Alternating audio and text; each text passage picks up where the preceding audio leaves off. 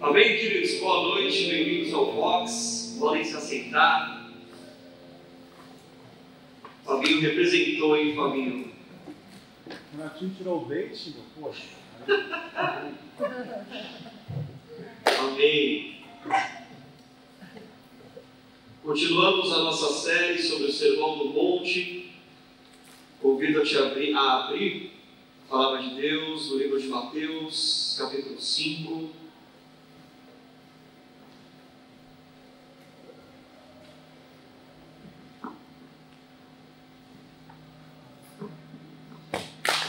Mateus, capítulo 5, faremos a leitura a partir do versículo 13.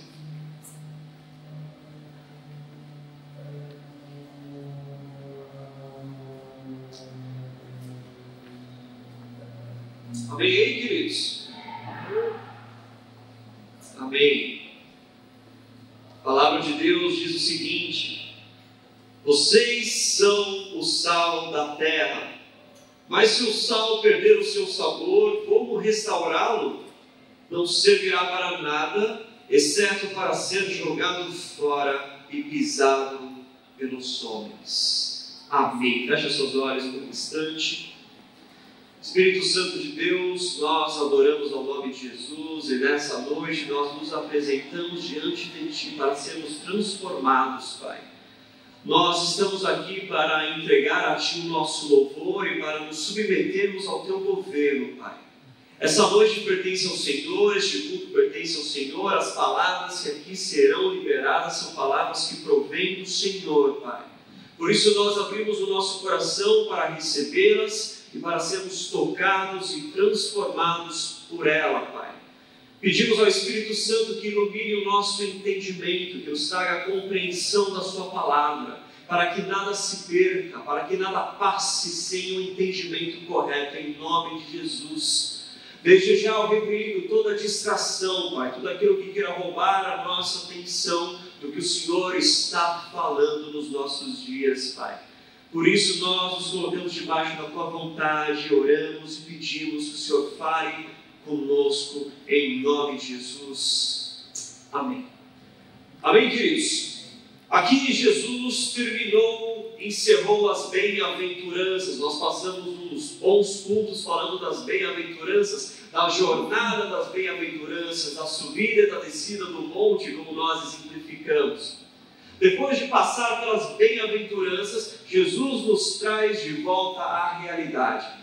No último culto nós falamos sobre os perseguidos por causa da justiça. É o momento em que Jesus para de falar na terceira pessoa e ele começa a falar na segunda pessoa.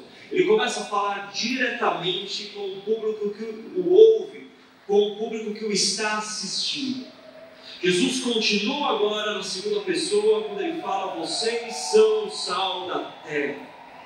Jesus está trazendo uma mensagem direta, uma palavra direta à sua audiência.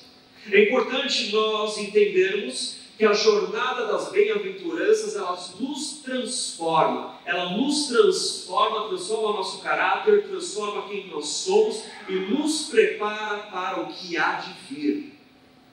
Jesus, quando ele fala, vocês são o sal da terra, Jesus está enfatizando que a nossa vida, a nossa espiritualidade, aquilo que nós somos transformados de acordo com a vontade, com o agir do Espírito Santo, tem um propósito no mundo, na terra, em contato com a sociedade. Nós não fomos transformados pelo monte das bem-aventuranças para que isso não se revertesse em propósito na terra. O nosso foco, o resultado vai emanar através de nós o resultado das bem-aventuranças a partir do momento em que nós nos conectamos, a partir do momento em que nós avançamos a nossa realidade, ao mundo, à sociedade onde nós estamos. O monte das bem-aventuranças é um lugar de passagem. Não é um lugar de permanência. Nós passamos por ele somos transformados, para então entrarmos na realidade ali, agirmos, proclamarmos, testemunharmos e fazermos a diferença. O Monte das Bem-aventuranças não é um lugar de habitação, é um lugar de transformação.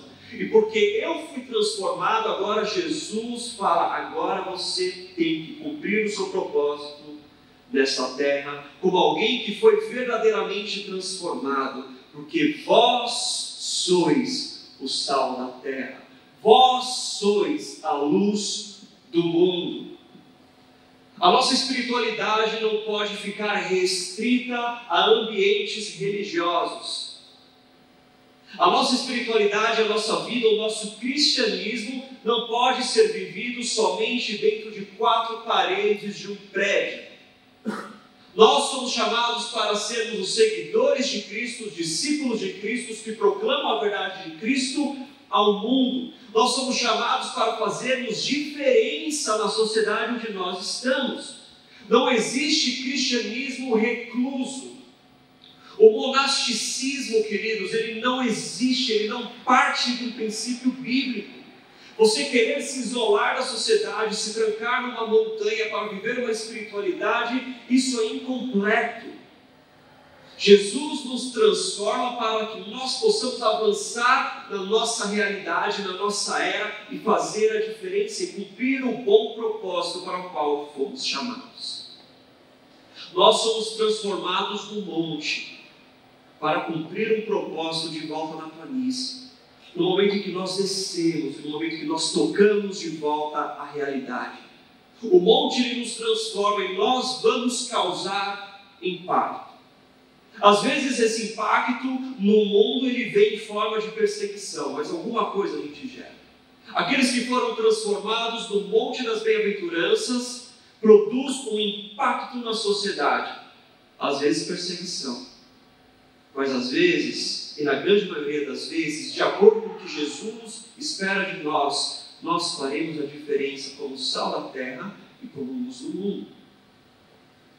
É nesse momento em que nós colocamos em prática a transformação que nós recebemos no Monte das Bem-aventuranças.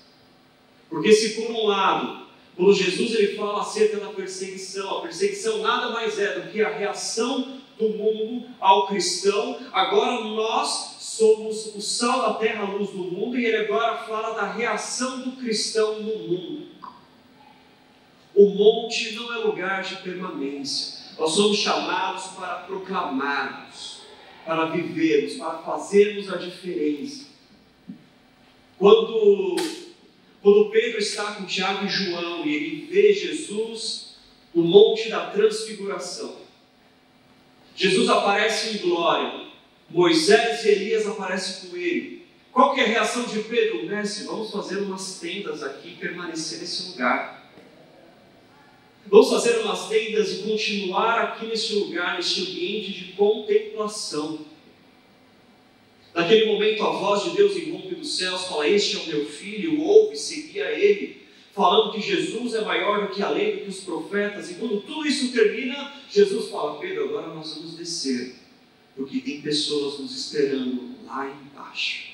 E lá embaixo Jesus encontra aquele menino endemoniado que os discípulos não conseguiram expulsar o demônio. O ambiente que nós vivemos no monte, queridos, é o que nos prepara para o verdadeiro trabalho. É o que nos prepara para o verdadeiro agir, o verdadeiro testemunho, a verdadeira proclamação. O monte não é um lugar de reclusão. Não é um lugar onde eu vou permanecer para sempre. Do contrário, o meu cristianismo não é o verdadeiro cristianismo. Deixa eu te falar uma coisa. O cristianismo só é cristianismo porque ele foi para fora. Porque ele foi atingir os de fora. A palavra diz em Atos que a primeira vez que os seguidores de Cristo foram chamados cristãos foi na Antioquia, não foi em Jerusalém. Não foi próximo ao templo. Não foi nas igrejinhas que estavam nas casas. Foi quando ele foi no meio dos pagãos, dos gentios. Foi quando ele foi para fora, foi quando ele começou a tocar a realidade dos de fora. É aí que o cristianismo surge. Porque quando um judeu se convertia, ele continuava sendo visto como um judeu. Olha, ele é um judeu do caminho. Ele é um monoteísta, ele acredita em um só Deus, ele continua sendo judeu. Mas quando alguém da Antioquia abandona todos os seus deuses e começa a declarar que só existe um Deus verdadeiro, as pessoas olham e falam, não, tem alguma coisa diferente, porque ele não é judeu. Ele é o quê? Ele é seguidor de Cristo. Cristão. Foi nesse ambiente que pela primeira vez fomos chamados de cristãos. No ambiente de fora. O cristianismo surge da porta para fora. Essa é a raiz do cristianismo. Não é em quatro paredes. Não é uma igreja reclusa. Não é uma igreja que se restringe a si mesma. Essa é uma igreja egoísta. Não é uma igreja que testemunha e que proclama a verdade de maneira fiel como deveria. Nós precisamos cumprir o bom propósito para o qual fomos chamados e transformados no monte da bem-aventurança, que é fazer a diferença na terra. Vós sois o sal da terra, vós sois a luz do mundo. Nós só podemos fazer a diferença quando nós tocamos a sociedade, a realidade, fora da igreja. Por muito tempo se cultivou a ideia do secularismo. A igreja se secularizou. O termo secular, ele tem o seu princípio num estudo, numa ideia escatológica de um presente século e de um século que estaria por vir. Então surge a ideia de século, de secular. Mas ao longo da história medieval, a história da igreja, começou a se trazer isso para o âmbito religioso, onde somente o sagrado, o Papa, os bispos, eles eram sagrados, eles eram santos. Tudo que estava fora da igreja católica era mundano, era pagão. Então ele começou a haver essa separação do sagrado e do secular, do profano. Essa é uma ideia totalmente errada. Porque essa ideia começou a produzir uma divisão, uma retirada da igreja da sociedade. Uma retirada do cristianismo público para o cristianismo totalmente privado. E a igreja protestante herdou muito disso. Tanto que é comum você ouvir pessoas falarem, o meu trabalho secular, como se eu vivesse o meu cristianismo somente dentro da igreja, a minha vida espiritual e religiosa fosse somente um ambiente espiritual e religioso. Não! Deus me transformou por completo. Nós somos transformados na integralidade do nosso ser. Nós não somos dicotômicos, separados entre sagrado e secular. Nós somos um ser completo e completamente regenerados. O Senhor é o Senhor sobre todas as áreas da minha vida e eu sou o seu servo em todas as áreas da minha vida.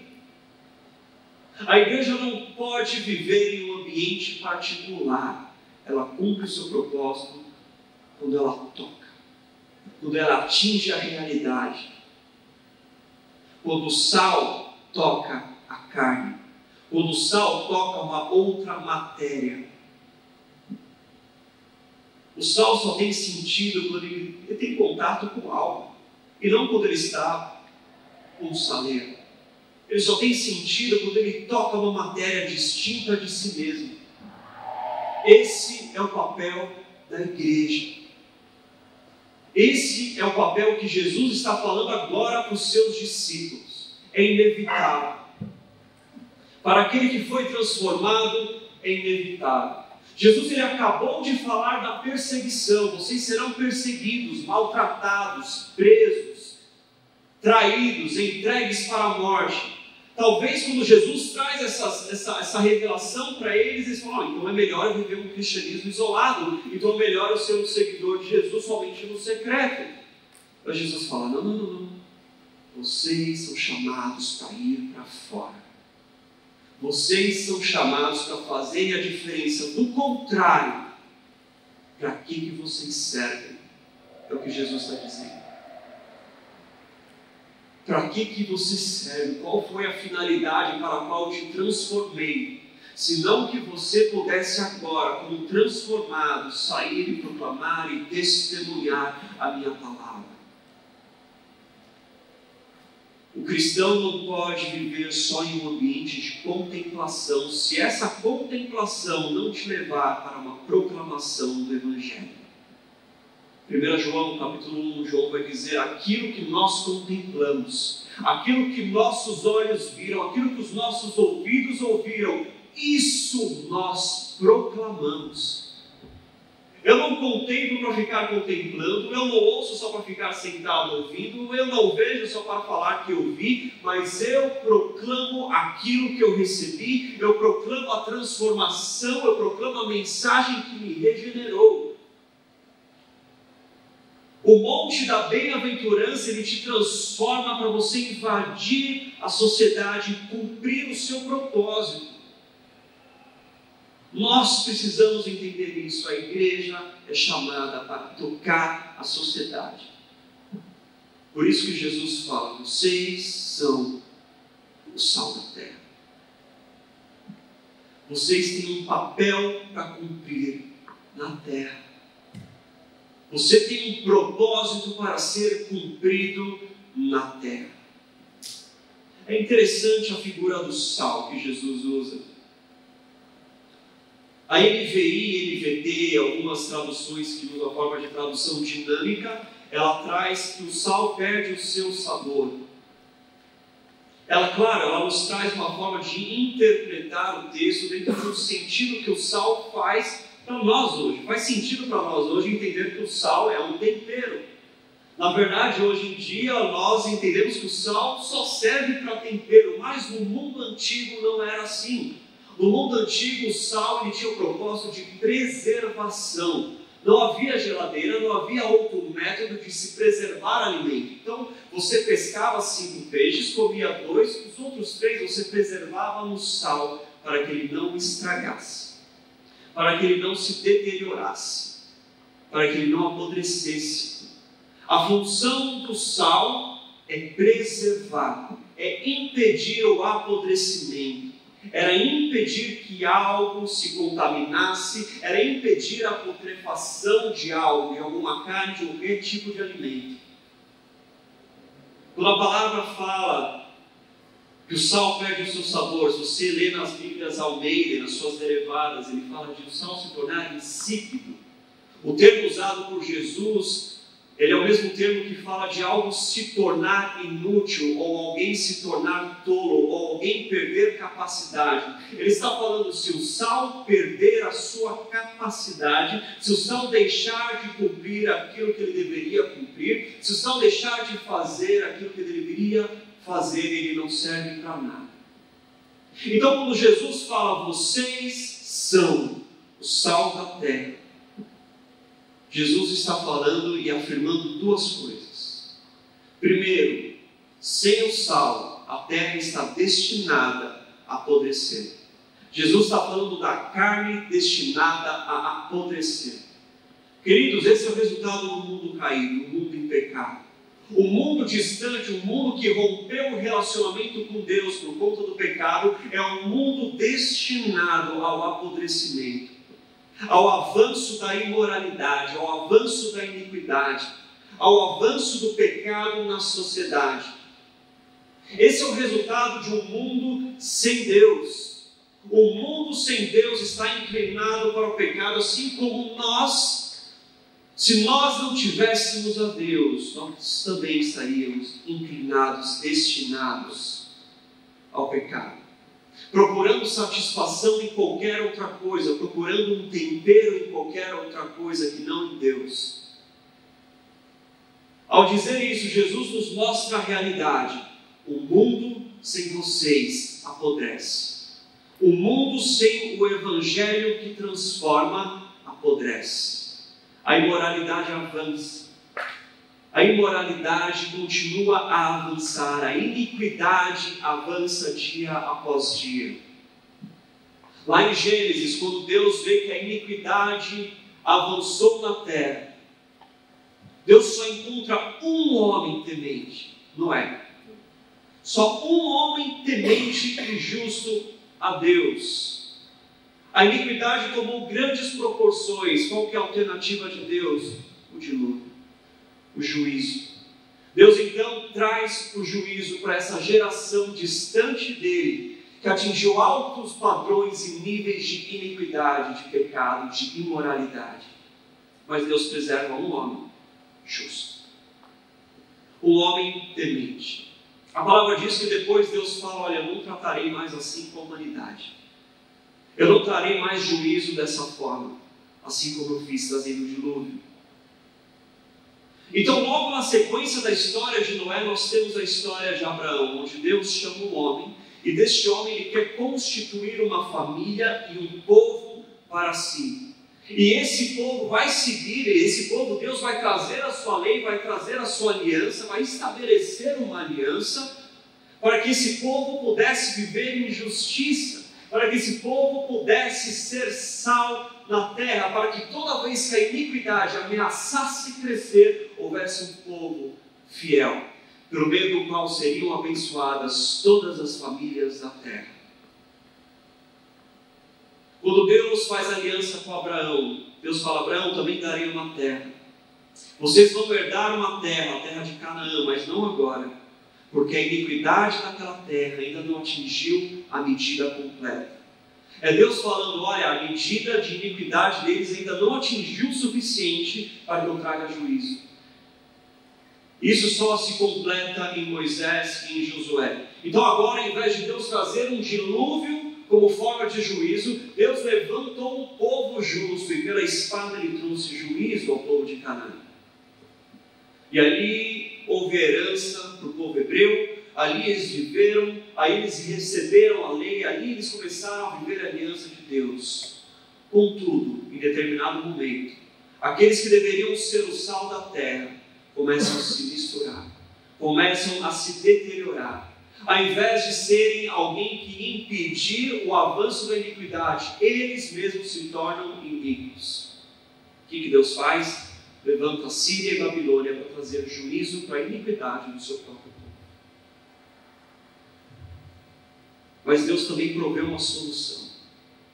Agora a iniquidade do mundo vai ser retirada por meio do sacrifício de um cordeiro. Eis o Cordeiro de Deus que tira o pecado do mundo. Agora eu vou proceder de outra forma. Eu não vou parar a iniquidade através do dilúvio, nem através da espada. Eu vou impedir o avanço da iniquidade através da cruz. É através de uma igreja instituída na verdade, regenerada, habitada pelo Espírito Santo. É para isso que Jesus nos chama. Quando Jesus diz: vós sois o sal da terra, ele está falando: a igreja é o freio moral da imoralidade e da iniquidade no mundo. A igreja é o freio da imoralidade. Se não for a igreja, o mundo está condenado. Se não for a presença da igreja, o mundo está totalmente condenado. A presença do justo impede o juízo de Deus. Presta atenção numa coisa. Quando o Senhor envia os anjos para irem a Sodoma e Gomorra, eles encontram Abraão no meio do caminho. Abraão sabe que eles estão indo lá para trazer juízo para aquelas cidades imorais, iníquas. A maldade está estabelecida e Deus quer trazer juízo para essas cidades.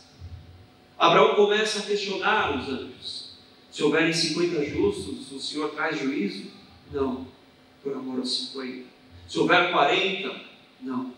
30, 20, 10, não, por amor aos 10. Contudo, só havia um, Ló. Então Deus procede, o que ele procedeu com Noé? Tira ele de lá e traz o juízo. Assim como Deus tirou Noé e colocou numa arca e trouxe o dilúvio. Mas a pergunta de Abraão nos mostra uma coisa: a presença do justo tem efeitos numa sociedade.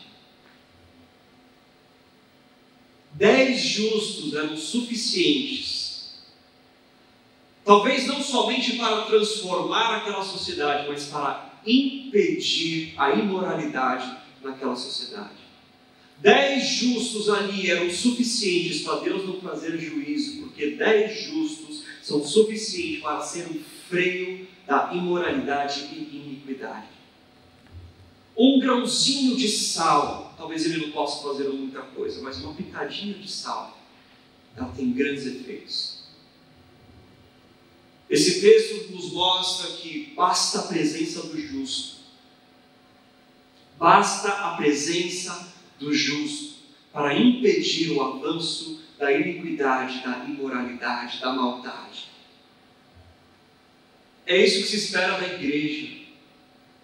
Se a igreja não for um freio moral, o que será um freio moral na sociedade? Se a igreja não for um freio para o avanço da maldade, da iniquidade, o que nos resta? O que resta ao mundo senão a igreja? A igreja é a última esperança. A igreja ela tem que impedir o apodrecimento da sociedade. E nós fazemos isso em contato com a sociedade, não reclusos num monte, e não reclusos em quatro paredes. O sal só tem efeito em contato com a carne para impedir que ela apodreça. O freio moral que a nossa sociedade precisa está na igreja verdadeira e fiel, que proclama a mensagem de transformação do monte. Esse é o freio que a terra precisa. A resposta para parar o avanço da iniquidade, ela não é política. A resposta para parar o avanço da iniquidade, ela não vem de estratégia de nenhum homem, de nenhum rei, de nenhum líder. Ela só pode vir por aqueles que foram transformados e regenerados pela palavra. Ela só vem por aqueles que passaram pelo monte das bem-aventuranças. Porque esses são o sal da terra. Esses são o freio moral que a terra precisa. Queridos, é só você olhar a história dos avivamentos. Mudanças sociais acontecendo, não por causa de líderes que nós colocamos no poder, mas por causa de uma igreja fiel e verdadeira. Olha o avivamento dos morados. Mudaram a história das evangelizações. Olha o avivamento do país de Gales. A prostituição cessou. As prostitutas se convertendo. Os homens não se entregando mais à prostituição. Os bares fechados porque ninguém queria entrar na bebedeira. Os casamentos mais felizes. O número de divórcio reduzindo. A violência doméstica reduzindo. Esse é o resultado social de um avivamento verdadeiro. Esse é o resultado social de um avivamento daqueles que são verdadeiramente seguidores de Cristo e sal na terra. Essa é a mudança social que a igreja pode e deve proporcionar. É essa a mudança que nós esperamos. É essa a mudança que nós queremos. Por isso nós não podemos nos apoiar em outras formas de mudança social que não a pregação do Evangelho genuíno. O problema é que a igreja por muito tempo se retirou da sociedade e agora nós nos espantamos com a imoralidade que sai fora. Por muito tempo a igreja se manteve reclusa e agora nós olhamos o avanço da imoralidade e de tudo mais e nós nos espantamos. E agora a igreja ela não quer mais o papel de influenciar, ela quer um papel que lhe dê poder. Por isso a igreja acaba se vendendo, a igreja acaba se entregando a outras alternativas para tentar controlar a iniquidade, alternativas de poder. Nós queremos colocar líderes, nós queremos colocar pessoas que dominam áreas da sociedade, falando agora sim vai se resolver o problema. Não vai. Não vai. A igreja não precisa de atalhos, a igreja não pode se render a atalhos.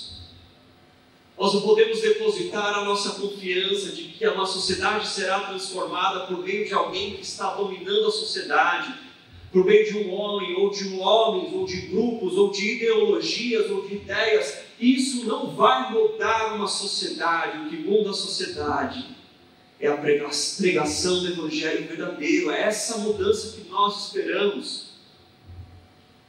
E toda vez que a igreja procura atalhos, cada atalho que é procurado, ele vai exigir de nós devoção. Ele vai exigir de nós algo em troca. Jesus é o Rei dos Judeus. Jesus é o Filho de Deus. O diabo sabia disso. Mas o diabo, quando tenta Jesus no deserto, oferece para ele um atalho que não seria a cruz. Ele fala: olha, você será o rei, você será o príncipe. Eu posso encurtar o processo, só basta você me adorar, e eu te dou todos os governos da terra. Jesus fala: aparta-te de mim. Porque toda vez que nós procuramos atalhos para cumprir o nosso propósito, nós estamos nos vendendo estratégias diabólicas. Nós estamos entregando a nossa devoção a ideologias, a homens, a grupos, a pensamentos. O propósito da igreja está em ser sal da terra por meio da proclamação do Evangelho, por meio do testemunho vivo da transformação que nós obtivemos. A mudança social que o mundo precisa, ele vem da igreja, não vem de ideologias. Não existe nenhum evangelho de salvação política.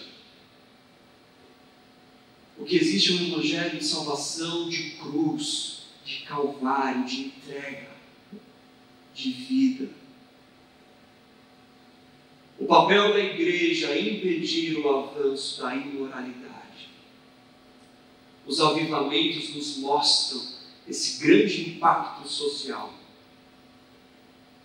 que surge, que inicia na igreja. Agora eu te pergunto, a cada dia que passa, nós temos mais igrejas abertas por esse Brasil, a cada dia que passa o número de evangélicos aumenta, mas a iniquidade também aumenta, a prostituição também aumenta, os roubos também aumentam. A questão é, a igreja está deixando de ser sal. A igreja não está freando o avanço da iniquidade. O que isso significa? Significa que nós temos que voltar para o monte das bem-aventuranças. Nós temos que voltar e refletir e viver essa mensagem de transformação. Nós estamos sendo um sal sem sabor na sociedade. E que ao invés de influenciar a sociedade, nós absorvemos o que é belo. Nós nos tornamos inúteis. Nada serve, será lançado nas ruas para ser pisado pelos homens, é o que Jesus está dizendo. Se essa é a nossa realidade, então nós temos que voltar ao início do capítulo 5. A igreja precisa voltar a meditar sobre as bem-aventuranças. Por isso que eu falo desde o começo, o Sermão do Monte é o maior sermão da história. Martin Lloyd-Jones, ele vai dizer que se a igreja revisitasse o Sermão do Monte vezes e vezes, nós teríamos avivamentos muito mais frequentes. E são de avivamentos que a sociedade precisa.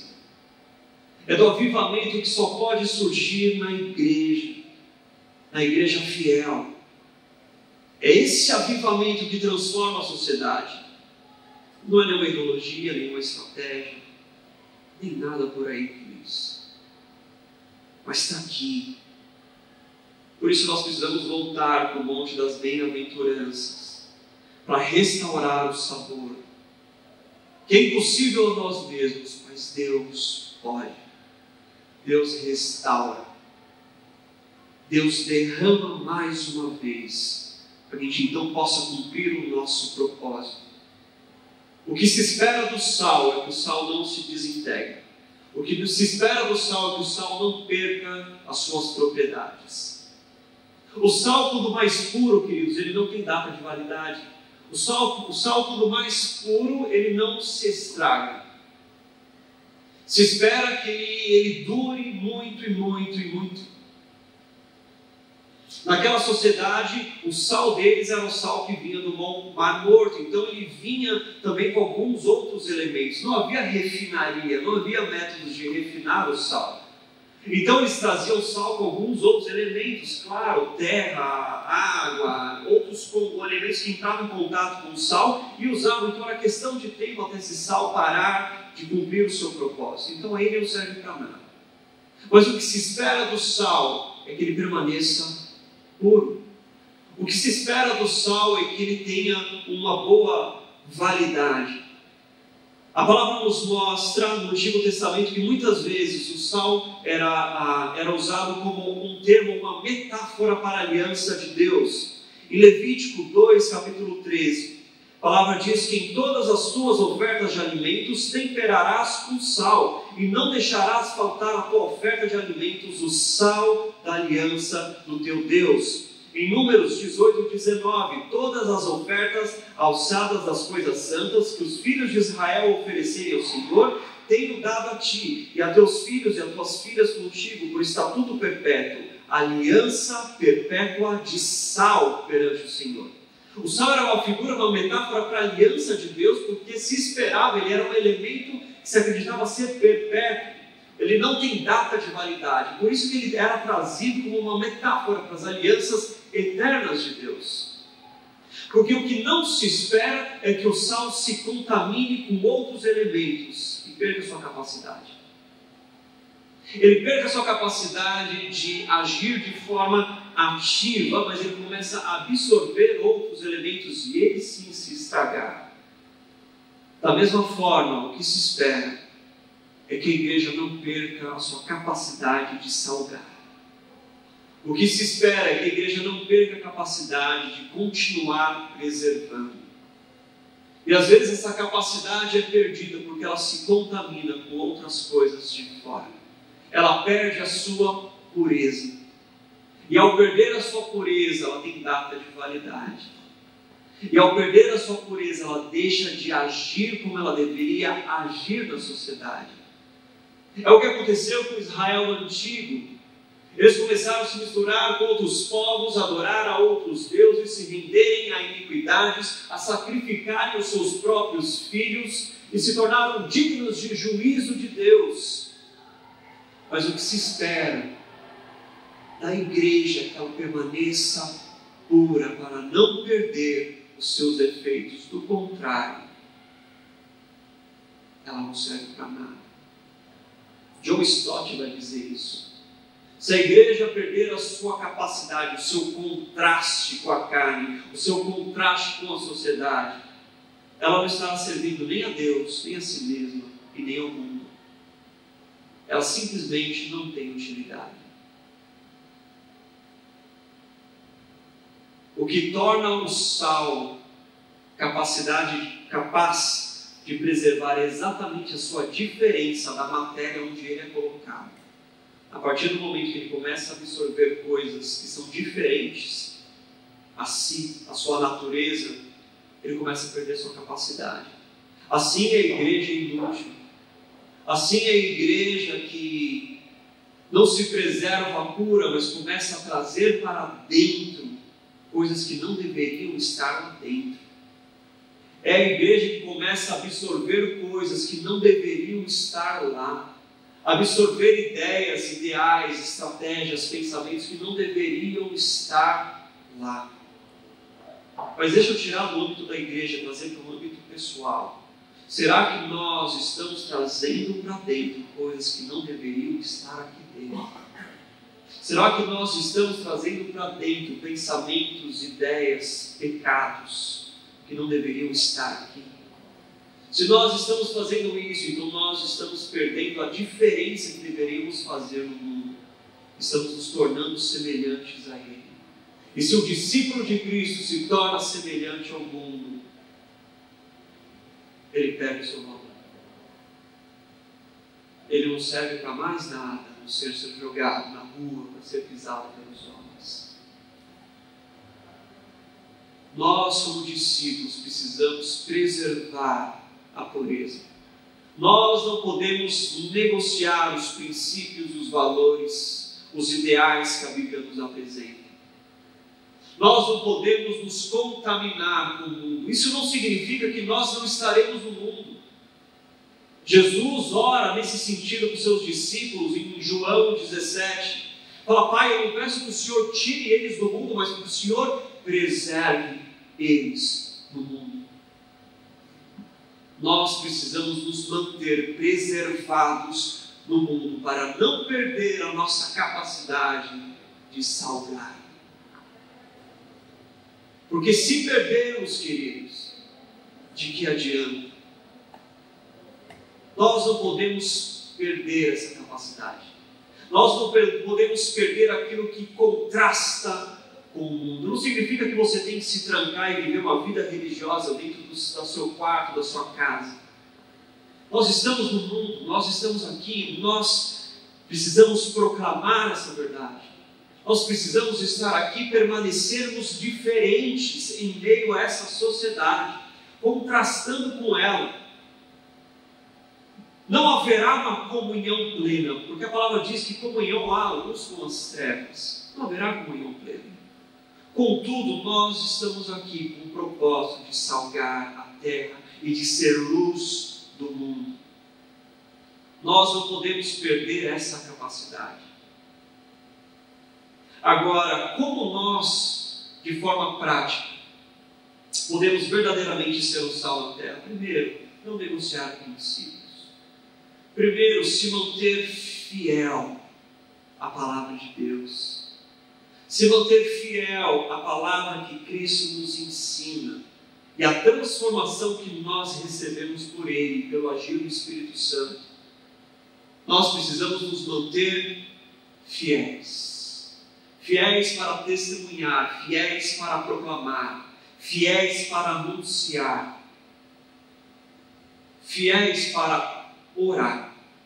Segundo ponto, Paulo vai falar: antes de tudo exorto vocês, para que apresentem suas súplicas e orações sobre todos os homens. Paulo está falando, nós precisamos orar por todos. Jesus vai falar, nós precisamos orar pelos nossos inimigos. Nós precisamos orar por aqueles que nós não gostamos. O problema da igreja que se mantém reclusa é que ela passa a odiar os de fora. Eles são tão pecadores que eu não quero contato, então nós não estamos odiando o pecado, nós estamos odiando as pessoas que estão em pecado. A nossa luta não passa de ser somente o pecado, mas nós começamos a lutar com as pessoas que estão em pecado, por isso nós queremos distância. Não é essa a saída da igreja, não é essa a saída do verdadeiro discípulo de Cristo. Nós precisamos orar por eles, não odiar. Nós precisamos orar para que eles sejam transformados e recebam a mesma transformação que eu recebi. Nós precisamos orar. A nossa luta é contra o pecado e não contra o pecador, porque o pecador ainda não foi regenerado da mesma forma que eu fui. Então eu não posso cobrar dele uma consciência que eu tenho, porque eu fui iluminado pelo Espírito, ele ainda não. O que eu faço? Eu trato com amor, eu proclamo a verdade, eu mantenho a minha fidelidade, eu não negocio os valores, mas mesmo assim, com diálogo, com amor, eu falo, eu proclamo. O problema é que a igreja tem feito do mundo um campo de guerra. Nós estamos em guerra com todos os inimigos de Deus. Mas deixa eu te falar uma coisa, Jesus nunca disse que o mundo é um campo de guerra. Jesus disse que o mundo é um campo de trabalho. Porque os campos estão cheios, brancos. Orem para que Deus envie trabalhadores, porque grande é a seara. Grande será a seara daquele que se empenha no trabalho. O mundo não é um campo de guerra onde nós temos que odiar as pessoas que estão fora. O mundo é um campo de trabalho onde eu tenho que semear, onde eu tenho que ser paciente, regar e cuidar até que dê fruto. Porque a hora que der fruto, a seara vai ser grande. Se nós somos aqueles que olham para os nossos inimigos e falam, eu odeio esse líder, eu odeio esse grupo de pessoas, eu odeio quem fala isso. Se você é um desses que fala que odeia, então você precisa voltar para o monte das bem-aventuranças e aprender o que é ser manso. E aprender o que é ser pacificador. Por isso a igreja precisa voltar ao sermão do monte, para a gente aprender e corrigir os nossos erros que não levam a nada, só levam a igreja para um propósito de inutilidade. mas o Senhor quer levar a igreja para um propósito de iluminação, de preservação, de transformação da sociedade. O mundo é um campo de trabalho, queridos. E nós precisamos estar lá, salgando a terra. Nós precisamos estar lá, semeando a palavra, cultivando pacientemente, regando, aguardando o fruto. É assim que a igreja se mantém com sabor. É assim que a igreja se mantém preservando, impedindo o avanço da imoralidade, da maldade, da prostituição, da violência. O problema é que essas coisas estão entrando na igreja. O número de divórcios dentro da igreja está aumentando. O número de violência doméstica dentro da igreja ocupa 50% das pesquisas. Violência doméstica dentro da igreja. A igreja não está sendo o sal que ela deveria ser, precisa voltar para o monte das bem-aventuranças e meditar e ser transformado e reconhecer a sua pobreza de espírito e voltar para tudo aquilo que nós temos falado esses dias. Mas de maneira prática, nós precisamos permanecer fiéis, conservar o sabor, nos manter preservados e ao mesmo tempo orar para que a transformação venha e cumprir o nosso papel de não somente contemplar, mas proclamar o que eu contemplei. Não somente ver e ouvir, mas também declarar o que eu vi e o que eu ouvi, para que então haja transformação. Nós não somos chamados, como o povo de Israel foi, para pegar a espada e combater e trazer juízo. Nós somos chamados por aquilo que Jesus nos chamou: fazei discípulos e pregai o Evangelho. Amém?